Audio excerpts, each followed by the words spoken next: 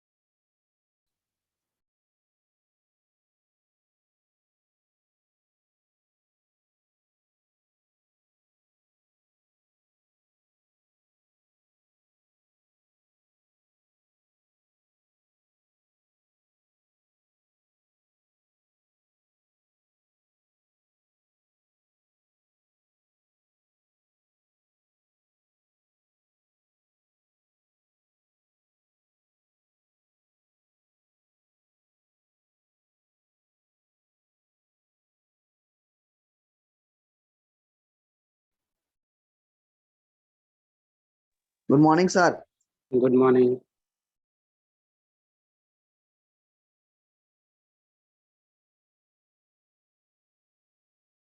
अबे sir, thank you for the link. हाँ बका, लिंक भेजी है ना। हाँ,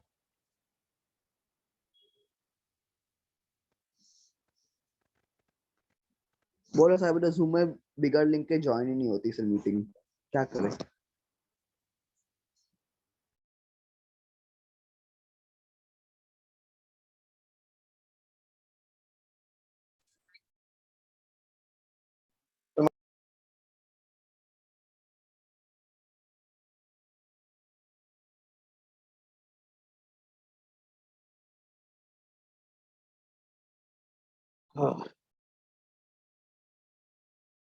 गुड मॉर्निंग।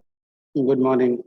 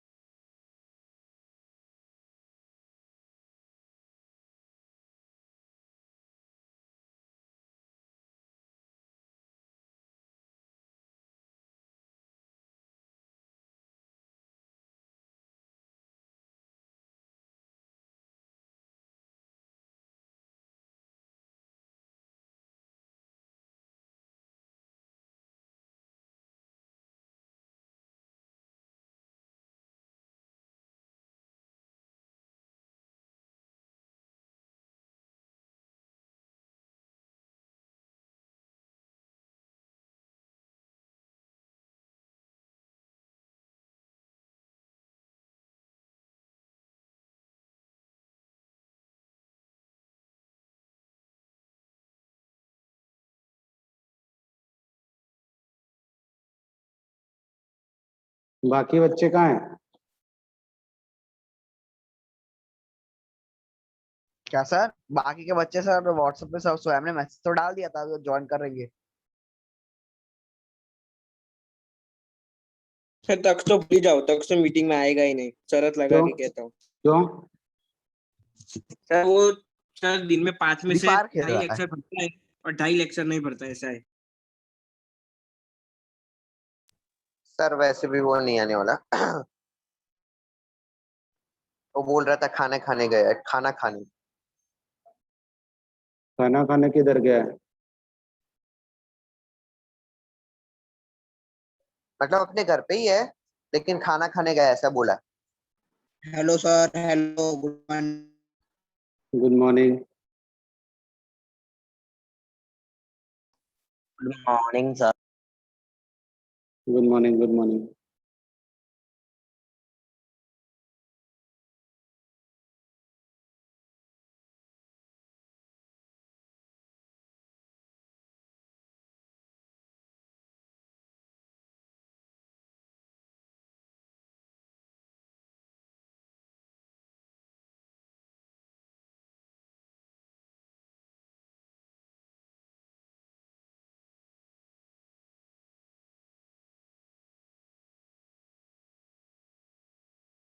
चलो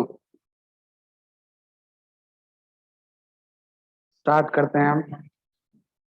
transportation in human being. Transportation मतलब ब्लड का ट्रांसपोर्ट, ऑक्सीजन का ट्रांसपोर्ट, फूड का ट्रांसपोर्ट, ये कहाँ से हमारी बॉडी में एक जगह से दूसरी जगह कैसे ट्रांसपोर्ट होता है, इन सब का ये हम देखेंगे। तो visit a health center in your locality and find out what is the normal range of hemoglobin contained in human beings. तो ये तो आपको पता ही है। Is it the same for children and adults? Adult के लिए जो हीमोग्लोबिन का रेंज होता है वो कुछ अलग होता है, फीमेल के लिए अलग होता है और बच्चों के लिए कुछ अलग होता है। तो ये हमें पता है, हीमोग्लोबिन के अलग अलग लेवल्स होते हैं। विजिट वेटरनरी क्लिनिक, मतलब जहाँ पर जानवरों का इलाज होता है, वहाँ पर हम देखेंगे कि उनके ब्लड में हीमोग्लोबिन कितना होता है। तो ये सब अलग अलग, तो हम यहाँ पर डिस्कस करेंगे कि कैसे ट्रांसपोर्टेशन होता है इन सब चीज़ों का। We have seen previous section the blood transports food, oxygen and waste material in our body. मतलब ब्लड ही सब चीजों का ट्रांसपोर्टेशन करता है। In class 9 we learn about the blood is being a fluid connective tissues. किस type के tissues होते हैं, 9th में आप पढ़ चुके हो। फ्लूइड कनेक्टिव टिश्यूज हम इन्हें बोलते हैं, ठीक है। कनेक्टिव टिश्यूज में आते हैं ये। Blood consist of fluid medium called plasma. Blood के अंदर जो फ्लूइड होता है उसे हम प्लाज्मा बोलते हैं। In which the cells are suspended. Plasma transports food, oxygen, carbon dioxide, nitrogenous wastage dissolve from. तो ये प्लाज्मा के अंदर ही से ही ट्रांसपोर्ट होता है। Oxygen is carried by red blood corpuscles, ठीक है ना। तो यहाँ पर हम देखेंगे कि जो आरबीसीज होते हैं वो ऑक्सीजन को ट्रांसपोर्ट करते हैं। Many other substance like salts are also transported by blood.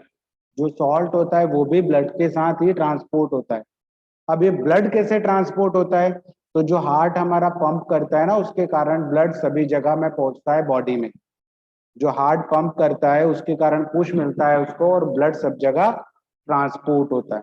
A network of tubes to reach all the tissues and system in place of ensure that this network can be repaired if damaged. अब हम देखते हैं heart की working. Heart क्या होता है, ठीक है ना। हार्ट तो आपने पढ़ा ही है, 7th में भी हमने हार्ट के बारे में डिस्कशन किया था। तो ये पूरा हार्ट का पोर्शन है। ये यहाँ पर दो क्या होते हैं, आर्ट आर्ट्रियम्स और क्या होते हैं, वेंट्रिकल, ठीक है। आर्ट्रियम एंड वेंट्रिकल, ये ऊपर वाला पोर्शन। यहाँ पर 4 पोर्शन होते हैं हार्ट के अंदर, मतलब 4 चेम्बर बोल सकते हैं हम इनको। ये दो, एक पोर्शन ये वाला, एक ये वाला, सेम सेकेंड इस साइड लेफ्ट हैंड साइड में भी 2 होते हैं। तो इनको हम बोलते हैं, ये होता है left आर्टियम, left ventricle, right आर्टियम and right ventricle. और इनके बीच में वॉल्व होते हैं। यहाँ पर ये वॉल्व होते हैं, ये वॉल्व याद रखना। ये वॉल्व कैसे होते हैं, अंदर इधर से इधर जाने देते हैं और देन फिर उसको बाहर जाने देते। तो ये वॉल्व यहाँ पर लगे होते हैं, आपको पता होना चाहिए। देन फिर यहाँ पर दो टाइप की आर्टरीज हो रही है, आर्टरीज होती है और वेंस भी होती है। दो टाइप की आर्टरीज मतलब एक नॉर्मल आर्टरी और एक पल्मोनरी आर्टरीज, और दूसरी दो टाइप की वेन भी होती है, एक नॉर्मल वेन, वेन के बाद जिसे हम बोलते हैं, और पल्मोनरी वेन्स। तो इनके बारे में हम डिस्कस करेंगे कि पल्मोनरी आर्टरीज क्यों बोलते हैं और पल्मोनरी वेन क्यों बोलते हैं, और वेन और आर्टरीज में क्या डिफरेंस है और पल्मोनरी आर्टरीज और वेन में क्या डिफरेंस। फिर ये सेप्टेम होता है, दिस इज डिवाइडिंग वॉल होती है जिसे हम बोलते हैं वेन कावा फ्रॉम लोअर बॉडी। ये लोअर बॉडी में वेन कावाज होती है, वेन्स आती है यहाँ से, और ये पल्मोनरी आर्टरीज बोलते हैं इसको, और ये पल्मोनरी वेन्स होती है, और ये आर्टरोआ बोलते हैं इसको। सिंगल अगर हम बात करें तो सिंगुलर और प्लूरल के फॉर्म में, प्लूरल में हम आर्टरीज बोलते हैं और सिंगल में आर्टरोआ बोलते हैं, ऑरोटा बोलते हैं, सॉरी। ठीक है, नेक्स्ट हम देखते हैं कि ये पंप कैसे करता है हार्ट, और कैसे ब्लड हमारा इन चैम्बर्स के थ्रू दूसरे वेंट्स के थ्रू या आर्टरीज के थ्रू ट्रांसपोर्ट होता है। तो the heart is a muscular organ, इसके अंदर मसल्स होते हैं, which is a big our fist, हमारे फिस्ट जितना बड़ा ये होता है। Because both oxygen and carbon dioxide have been transported by blood, the heart has different chamber to prevent the oxygen rich blood mixing with the blood containing carbon dioxide। ठीक है ना, तो यहाँ पर हमारा हार्ट का काम, इस हार्ट में मतलब जो ब्लड होता है वो कार्बन डाइऑक्साइड को भी लेकर जाता है, ऑक्सीजन को भी लेकर जाता है। तो यहाँ पर अलग अलग चैम्बर्स होते हैं, जब मिक्सिंग होती है तो उसको कैसे मिक्स किया जाता है ये हम यहाँ पर पढ़ेंगे।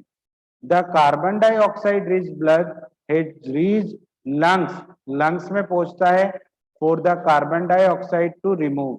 ठीक है ना, कार्बन डाइऑक्साइड को रिमूव करने के लिए। हमें पता है कि ऑक्सीजन का इंटेक भी लंग्स में होता है, और कार्बन डाइऑक्साइड को जब हम बाहर निकालते हैं तो वो कार्बन डाइऑक्साइड भी पहले लंग्स में आती है, मतलब ऑक्सीजन भी पहले लंग्स में आती है और कार्बन डाइऑक्साइड भी, फिर वहां से वो ब्लड के साथ मिक्स होती है। ठीक है, तो कार्बन डाइऑक्साइड भी रिमूव हो जाती है लंग से, and oxygenated blood from the lungs is to be brought back to the heart, और वो कहां पर आता है, तो ये लाने और ले जाने का काम इन दोनों का होता है, पल्मोनरी आर्टरीज और पल्मोनरी वेन। ये किससे कनेक्टेड होते हैं, लंग से। ठीक है, ये लेने लाने का काम करती है, और ले जाने का काम कौन, लाने और ले जाने का काम ये करती है वेन्स और आर्टरीज। आर्टरीज का और वेन्स का फंक्शन हम पूरा अच्छे से पढ़ेंगे कि इन दोनों में अलग अलग डिफरेंसेस क्या है।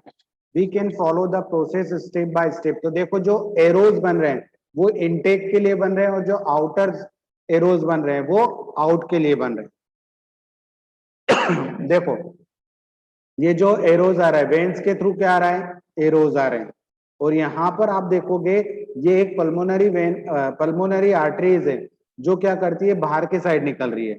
अब पल्मोनरी वेन क्या हो रही है, इनसाइड में लेकर आ रही है, और जो आर्टरीज हो रही है वो आउटसाइड लेके जा रही है। तो देखेंगे हम इनका फंक्शन, यहाँ पर एरोज से आपको समझ में आ रहा है कि कब अंदर आ रहा है और कब बाहर जा रहा है।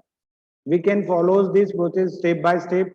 Oxygen rich blood from the lungs, अब देखो लंग्स से जो हमने ऑक्सीजन ली कहां से, नोज के थ्रू, वो पहले लंग्स में जाती है, लंग्स में जो ऑक्सीजन आई है वो ब्लड के साथ मिक्स हो गई। अब वो ब्लड कहाँ जाएगा सबसे पहले, तो oxygen rich blood from the lungs comes into the thin wall upper chamber of the heart on the left. तो लेफ्ट साइड में वो आ गई, किसके थ्रू, लेफ्ट साइड में इंटर हुई हमारा कौन सा, oxygen rich blood. Oxygen rich blood कहां पर इंटर हुआ, left side of left atrium में। ठीक है, कहां पर कनेक्ट हुआ वो, लेफ्ट आर्ट्रियम में। तो वो किसके थ्रू आ रहा है, किसके थ्रू आ रहा है बताओ जल्दी, लेफ्ट आर्ट्रियम किससे कनेक्टेड है, पल्मोनरी वेन से। तो पल्मोनरी ग्लैंड, ग्लैंड नहीं बेटा, वेन पढ़ना आता है, तक वेन्स होता है, ग्लैंड्स तो अलग होते हैं। ठीक है ना। सर वैन खाना बेटा मुंह से निकाल दे, बाद में खा लेना, हमने भी कुछ नहीं खाया अभी तक। सर है कुछ भी यानी, क्या खा रहा है तू, सर कुछ नहीं। Oxygen rich blood lungs come to thin wall upper chamber of the heart on the left atrium. The left atrium relax when it is collecting the blood. तो ये रिलैक्सिंग पोजीशन में आ जाएगा. जब रिलैक्सेशन होता है हमारा हार्ट का, तब वो ब्लड को कनेक्ट कर रहा होता है कहां पर? लेफ्ट आर्ट्रियम में. फिर क्या होता है? So that the blood is transferred to it when the muscular left ventricle contract. Left ventricle क्या होता है? कॉन्ट्रैक्ट होता है इस टाइम पर. deoxygenated blood comes from the body to upper of the chamber. Right chamber में अब क्या होता है? deoxygenated blood आता है कहां पर? इस वेन के थ्रू राइट आर्ट्रियम में. ठीक है, कहां पर आता है? राइट आर्ट्रियम में एज इट रिलैक्स्ड. ठीक है ना, ये जब रिलैक्सेशन की कंडीशन होती है. एज राइट आर्ट्रियम कॉन्ट्रैक्ट, ठीक है ना, तो वो कॉन्ट्रैक्ट जब होता है तो वो ब्लड कहाँ चला जाता है? कहाँ चला जाता है वो ब्लड? जैसे ही ये कॉन्ट्रैक्ट होगा राइट वेंट्रिकल में चला जाएगा. कहाँ चला जाएगा? कॉन्ट्रैक्ट होगा तो उसके लोअर चेंबर में चला जाएगा, राइट वेंट्रिकल में. तो यहाँ पर क्या आया? डीऑक्सीजनेटेड ब्लड आ रहा है. डीऑक्सीजनेटेड मतलब कार्बन डाइऑक्साइड वाला ब्लड इधर से आ रहा है, किसके थ्रू? वेन के थ्रू. ठीक है, कार्बन डाइऑक्साइड वाला ब्लड यहाँ पर आ रहा है वेन के थ्रू, और वो पल्मोनरी आर्टरीज के थ्रू वापस लंग्स में चला जा रहा है. फिर यहाँ पर पल्मोनरी वेन्स में से जो ऑक्सीजनेटेड ब्लड था वो आया, रिलैक्सेशन कंडीशन में यहाँ पर फील हो गया. फिर कॉन्ट्रैक्ट हुआ तो यहाँ पर हो गया, पुश होके कहाँ पर आ गया? यहाँ पर आ गया. और जैसे ही वो पल्मोनरी वेन्स के थ्रू जो आया था वो लेफ्ट वेंट्रिकल में पहुंचा, फिर लेफ्ट वेंट्रिकल में से फिर वो आर्टरीज के थ्रू कहाँ पहुंचा दिया जाता है? सभी जगह पर पहुंचा दिया जाता है. तो यही प्रोसेस चलती है. देखो क्या हुआ, लंग्स के थ्रू ये दोनों कनेक्टेड होते हैं. लंग्स के थ्रू कौन कनेक्टेड होते हैं? पल्मोनरी आर्टरीज और पल्मोनरी वेन. पल्मोनरी आर्टरीज में से पल्मोनरी वेन में से यहाँ पर क्या आया? Oxygenated blood. इसके अंदर ऑक्सीजन है. ये ब्लड आया, रिलैक्स होके यहाँ पर इकट्ठा हो गया. जैसे ही कॉन्ट्रैक्ट हुआ लेफ्ट वेंट्रिकल में चला गया, और लेफ्ट वेंट्रिकल किससे कनेक्टेड है? ये देखो आर्टरीज से कनेक्टेड है. तो ये फिर पूरे बॉडी में पहुंचा दिया जाएगा. फिर यहाँ पर वेन्स में से जो क्या आ रहा है? CO2 वाला ब्लड आ रहा है. तो CO2 वाला ब्लड यहाँ पर इकट्ठा हो जाएगा, फिर ये पुश करेगा, यहाँ पर कॉन्ट्रैक्ट करेगा. तो पुश करेगा तो ये पल्मोनरी वेन्स पल्मोनरी आर्टरीज के थ्रू कहाँ पर चला जाएगा? कहाँ चला जाएगा? पल्मोनरी आर्टरीज के थ्रू कहाँ चला जाएगा? लंग्स में. लंग्स में CO2 कहाँ से आ रहा है? वेन्स के थ्रू आ रहा है हार्ट में, और पल्मोनरी आर्टरीज के थ्रू लंग्स में चला जा रहा है. पल्मोनरी वेन्स के थ्रू क्या आ रहा है? ऑक्सीजनेटेड ब्लड आ रहा है. फिर वो आर्टरीज के थ्रू कहाँ चला जा रहा है? पूरी बॉडी में चला जा रहा है. यही पूरा प्रोसेस चलता रहता है. आया समझ में? Yes sir. एक बार ये पढ़ना पड़ेगा. हाँ, ये याद रखो कि ये दोनों जो हैं, ये पल्मोनरी नाम के जो वेन्स और आर्टरीज हैं, ये किससे कनेक्टेड होते हैं? लंग से. लंग से जब ऑक्सीजन वाला ब्लड आता है तो वेन के थ्रू आता है, पल्मोनरी वेन के थ्रू, और आर्टरीज में चला जाता है. वेन के थ्रू आता है, बट कौन सी वेन के थ्रू? पल्मोनरी वेन के थ्रू आता है और आर्टरीज में चला जाता है. यहाँ पर क्या होता है? वेन के थ्रू जो बॉडी में हमारा CO2 वाला ब्लड था वो वेन के थ्रू आता है, और पल्मोनरी आर्टरीज के थ्रू लंग्स में चला जाता है. ठीक है, तो ये काम होता है इनका. यही प्रोसेस इन्होंने लिखी हुई है. जब रिलैक्सेशन होता है तब वो क्या होता है? इकट्ठा होता है, और कॉन्ट्रैक्शन होता है तब वो पुश होके अपनी जगह पर चला जाता है. तो इन्होंने यही बोला है, which turn pump into the lungs for oxygen since ventricle have to pump blood into the various organs. ठीक है ना, वेरियस ऑर्गन में वो पहुंचा देता है. They have thicker muscular walls than arteria. Walls ensures the blood does not flow backward direction. और ये जो वॉल्व लगे हुए होते हैं यहाँ पर, ये वॉल्व होते हैं. ठीक है ना, यहाँ पर ये वॉल्व क्या करने देते हैं? ये अंदर आने देते हैं, बट वापस ब्लड को बैकवर्ड डायरेक्शन में नहीं जाने देते. ये याद रखना. यहाँ पर ये दो वॉल्व होते हैं जो क्या करते हैं? ये ब्लड को अंदर तो आने देते हैं नीचे वाले चेंबर में, बट वापस क्या नहीं जाने देते हैं? बैक साइड में नहीं जाने देते. यही वॉल्व का काम होता है यहाँ पर, ताकि ब्लड बैकवर्ड डायरेक्शन में फ्लो ना हो, हमेशा इसी डायरेक्शन में फ्लो. तो ये हार्ट का काम क्या होता है, रिलैक्सेशन और कॉन्ट्रैक्शन का।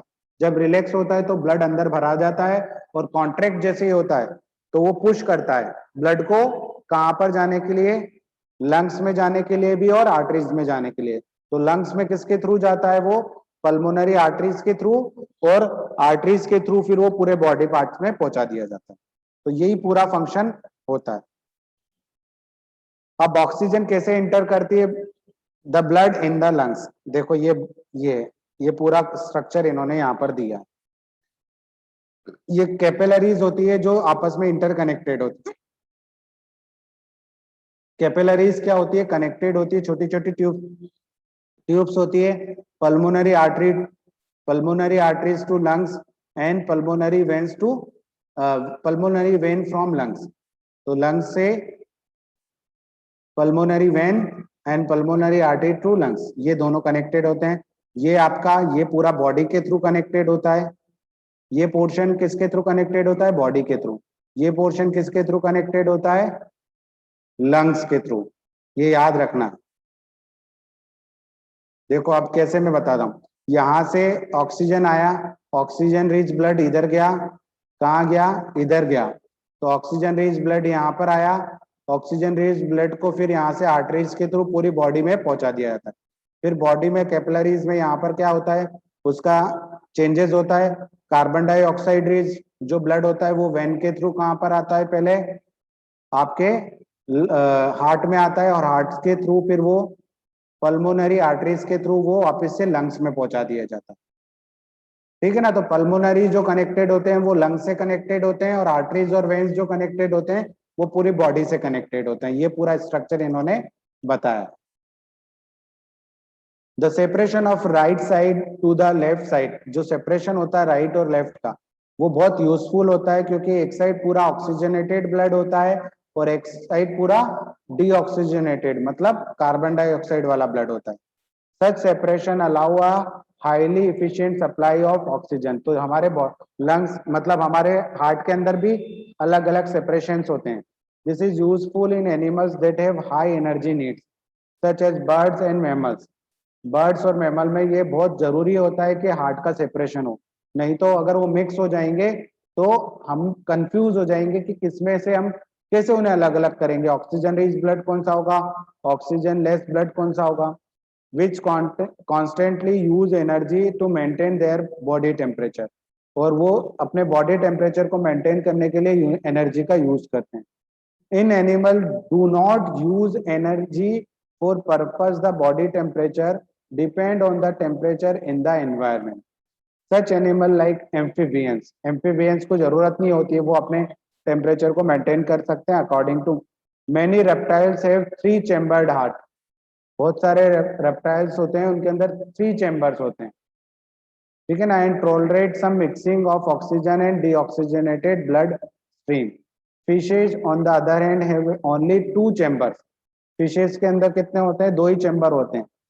To their hearts and blood is pumped the gills, is oxygenated there and passes to the rest of the body.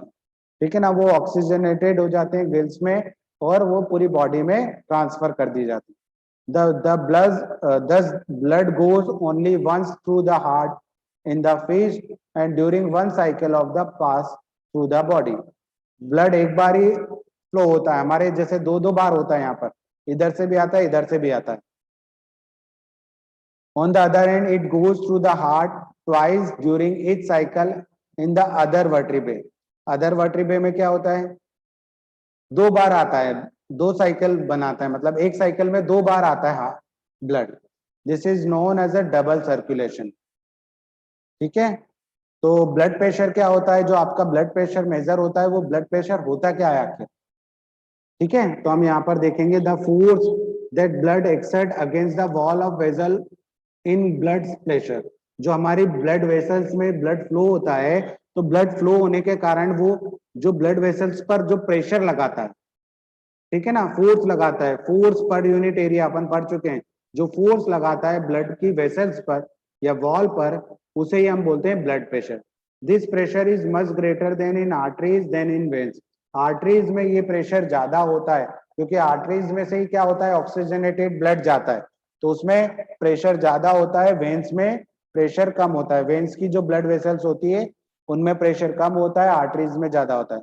The blood pressure of inside the arteries during the ventricular systole contraction is called systolic pressure, and the pressure in arteries during ventricle diastole relaxation के time में जो होता है वो उसे हम बोलते हैं डायस्टोलिक प्रेशर। ठीक है ना। तो आपको पता होगा एक लोअर प्रेशर होता है, एक अपर प्रेशर होता है। तो एक टाइम पर जब कॉन्ट्रेक्शन होता है तब जो प्रेशर होता है हम उसे सिस्टोलिक प्रेशर बोलते हैं। ठीक है। और जो रिलैक्सेशन के टाइम होता है उसे हम डायस्टोलिक प्रेशर बोलते हैं। तो आप जब भी मेजर करने जाओगे तो लोअर और अपर दोनों प्रेशर आपको डॉक्टर बताता है। ठीक है ना। तो नॉर्मल सिस्टोलिक प्रेशर कितना होता है, जब कॉन्ट्रेक्शन होता है तब 120 mm होता है हमारा Hg। मतलब Hg मतलब मर्क्यूरी 120 शो करता है उस प्रेशर में। ठीक है ना। और डायस्टोलिक प्रेशर कितना होता है, लोअर प्रेशर होता है 80 mm, मतलब Hg का जो लेवल होता है वो। तो ये आपको दिया है 80 to 120 होना चाहिए। आपका नॉर्मल प्रेशर क्या होता है, 80 और 120। ठीक है। क्या होता है 80 एंड 120। तो डायस्टोलिक प्रेशर होता है 80 एंड सिस्टोलिक प्रेशर होता है 120। तो ये याद रखना है आपको। सिस्टोलिक 120 एंड डायस्टोलिक क्या होता है 80 टू बी मेजरमेंट। तो ये आप मेजरमेंट पूरा करते हो और यहाँ पर मेजर करके, तो देखो इन्होंने देखा है रबर क्राफ्ट क्या करता है, रबर क्राफ्ट पर वो जैसे हम हमारी बॉडी के अंदर वो बांधते हैं तो वो फूलता है, और वो क्या करता है जो ब्लड है ना वो इसकी वॉल पे भी वही प्रेशर लगाने लगता है जो हमारी वेन्स में प्रेशर लगाता है। तो वो प्रेशर मेजर यहाँ पर हो जाता है। ठीक है। वही प्रेशर कहाँ पर मेजर हो जाता है, यहाँ पर। देखो आपको जब आप जैसे ही मेजर करोगे 120 पर एक साउंड स्टार्ट हो जाएगा स्टेथोस्कोप में, और जैसे ही वो लोअर पे आएगा साउंड बंद हो जाएगा। जब आप स्टेथोस्कोप में मेजर करोगे तो जब आप खुद को घर पे ये प्रेशर मेजर कर सकते हो। आपको दो चीजों की रिक्वायरमेंट होगी, एक तो ये मशीन ब्लड प्रेशर मशीन और एक स्टेथोस्कोप। आप जैसे जैसे ब्लड प्रेशर को 120 से ऊपर लेके जाओ, 130 140 पर लेके जाओ और धीरे धीरे कम करो, Hg का प्रेशर कम करो। तो जैसे ही आपको एक थोड़ा हल्का सा साउंड सुनाई देने लगे तो वहां पर वो आपका अपर प्रेशर होगा, मतलब सिस्टोलिक प्रेशर होगा। फिर धीरे धीरे कम करते जाओ, बिल्कुल धीरे धीरे। फिर जहां पर वो साउंड स्टॉप हो जाए, मतलब बंद हो जाएगा वो साउंड, वो आपका डायस्टोलिक प्रेशर हो जाएगा। तो ये इस टाइप से मेजरमेंट करते हैं वो प्रेशर को। Blood pressure is measured by which instrument, sphygmomanometer. ठीक है। इस मीटर को, ये जो मीटर होता है स्पाइग्नोमेनोमीटर, इसकी हेल्प से हम और स्टेथोस्कोप की हेल्प से हम इसको मेजर करते हैं। High blood pressure is called hypertension. High blood pressure को हम क्या बोलते हैं, hypertension. And is caused by due to the constriction of arterioles का कॉन्स्ट्रिक्शन के कारण ये होता है, which result in increase resistant of blood flow. ठीक है। It can lead the rupture of an arteries and internal bleeding. अगर ये ब्लड प्रेशर बढ़ गया तो आपकी आर्टरी टूट सकती है, ब्लड मतलब जो आर्टरीज के अंदर जो ब्लड वेसल्स है वो डैमेज हो सकती है और आपको इंटरनल ब्लीडिंग हो जाएगी। और इंटरनल ब्लीडिंग के कारण ही क्या होता है पता है आपको, हार्ट अटैक आ जाता है। आपको पता है ना, इंटरनल ब्लीडिंग होती है, उसी के कारण क्या होता है, हार्ट अटैक आने के चांसेस होते हैं। तो ये हाई ब्लड प्रेशर के कारण आपकी जो ब्लड वेसल्स है वो डैमेज हो जाएगी और इंटरनल ब्लीडिंग होने के चांसेस है। चलो, the tube blood vessels, arteries are vessels मतलब छोटी छोटी tubes which carries blood away from the heart. तो आर्टरीज में क्या होता है, ऑक्सीजनेटेड ब्लड होता है, और वेन्स में डीऑक्सीजनेटेड ब्लड होता है, मतलब कार्बन डाइऑक्साइड रिच। वो बॉडी से अंदर आती है हार्ट के अंदर, और ये आर्टरीज क्या करती है, हार्ट से बॉडीज तक ब्लड को लेकर जाती है। तो since the blood emerge from the heart under the high pressure, the arteries have thick elastic walls. Veins collect the blood from the different organs, bring it back to heart. तो veins heart के अंदर blood को लेकर आती है और arteries heart से blood को लेकर जाती है। They do not need thick walls because the blood is no longer under pressure. तो जो वेन्स की जो वॉल होती है वो बहुत थिन होती है, और जो आर्टरीज की वॉल होती है वो थिक होती है, क्योंकि उसमें हाई प्रेशर का ब्लड फ्लो हो रहा होता है। Instead they have walls that ensure the blood flow only in one direction. और वो उनके अंदर क्या होते हैं, वॉल्स होते हैं जो ये बताते हैं कि ब्लड एक ही डायरेक्शन में फ्लो, कभी भी रिवर्स डायरेक्शन में ब्लड फ्लो नहीं होता है। On reaching an organ or tissues, the arteries divided into smaller and smaller vesicles to bring the blood in the contact with individual cells. The smallest vessel have walls, which are one cell thick and under are called capillaries. जो छोटी छोटी vessels होती है, tubes होती है, उनको हम capillaries बोलते हैं। जब ये blood वहां पर जाता है तो वो सेल के थ्रू सेल में डिजॉल्व हो जाता है, मतलब ब्लड में से जो एनर्जी होती है वो सेल में डिजॉल्व हो जाती है सेमी परमेबल मेम्ब्रेन के थ्रू। तो ये जो छोटी छोटी वॉल वेजल्स होती है इसको हम बोलते हैं capillaries. The smallest vessels have walls which are one cell, जो वन सेल की होती है, थिक होती है, and are called capillaries. Exchange of material between the blood and surroundings cell take place across the this thin wall. तो इन्हीं के through क्या होता है, एक्सचेंज ऑफ मटेरियल होता है ब्लड का और एनवायरमेंट के through. The capillary then join together to form veins, और ये वेन्स के थ्रू भी जॉइंट होती है ताकि क्या हो सके, जो कार्बन डाइऑक्साइड रिच ब्लड है वो वापस कहाँ चल जाए, वेन के थ्रू हार्ट में चला जाए। That convey the blood away from the organ और टिश्यू। तो ये कैपिलरीज वेन के थ्रू भी कनेक्टेड होती है। तो इस टाइप से ये अब मेंटेन बाय प्लेटिलेट्स, आप प्लेटिलेट्स भी काउंट करते हैं हम, ठीक है ना। तो ये आगे हम पढ़ेंगे, लिम्फ तक पढ़ लेते हैं चलो, फिर उसके बाद हम कल पढ़ेंगे। What happen if the system of tubes developed a leak. क्या होगा, think about the situation when we injured and start bleeding. जब हमारे अंदर से ब्लीडिंग स्टार्ट हो जाती है तो क्या होता है, ये कट लग जाता है इनके अंदर। Naturally the loss of blood from the system is to be minimise. Naturally क्या होता है कि ब्लड लॉस कम से कम हो, ये हमारा सिस्टम बना के रखा है हमने। तो या तो ब्लड क्लॉटिंग हो जाएगी, छोटा सा कट होगा तो ब्लड क्लॉट हो जाएगा और आपका ब्लड फ्लो होना बंद हो जाएगा। बट अगर एक्सेस में हो गया, in addition leakage would be lead to a loss of pressure which would reduce the efficiency of pumping system, ठीक है ना। To avoid this the blood has platelet cell. Blood के अंदर प्लेटिलेट सेल होती है जो क्या करती है, ब्लड क्लॉट करती है। ब्लड के अंदर जो प्लेटिलेट्स होते हैं वो क्या करते हैं, ब्लड क्लॉट करते हैं। कहीं से भी अगर आपको कट लग गया या तो वो ब्लड को क्लॉट कर देंगे, वहां पर एक थक्का जमा देंगे, ठीक है। आपने देखा होगा आपको कहीं लग जाती है तो एक थोड़ा सा रेडिश या ब्राउनिश जैसा हो जाता है, तो वो ब्लड क्लॉटिंग हो जाती है, ताकि आपका ब्लड ज्यादा फ्लो ना हो। अगर ज्यादा ब्लड फ्लो होगा तो आप मर भी सकते हो, ठीक है ना।